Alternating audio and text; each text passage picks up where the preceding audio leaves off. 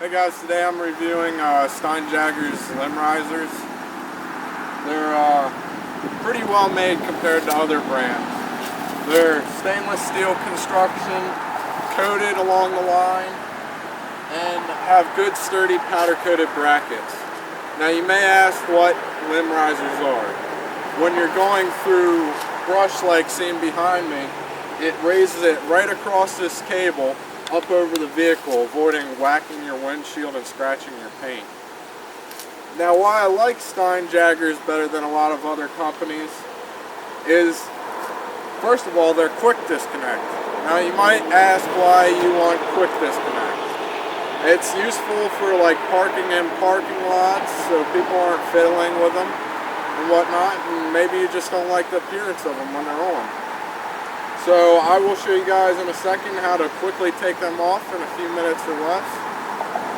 And the other reason I like Steinjager's limb risers, they're differently designed than other companies. Tough stuff goes in between the fender and the actual flare. Now say you want to go with different style fenders like metal cloaks or poison spider, you're not going to be able to run those limb risers. So these are the perfect solution.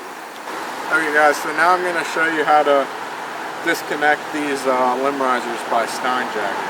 It's very simple. Once you have the tension set correctly, you just pop the hood latch and then pull back this little piece right here and pull it off. And the other side, just as easy. See how I did that in like 10 seconds or less on one side? It's pretty easy, guys.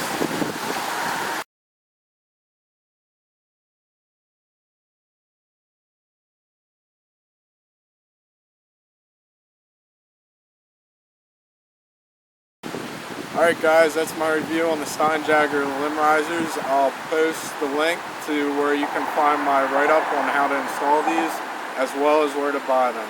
Thanks for watching.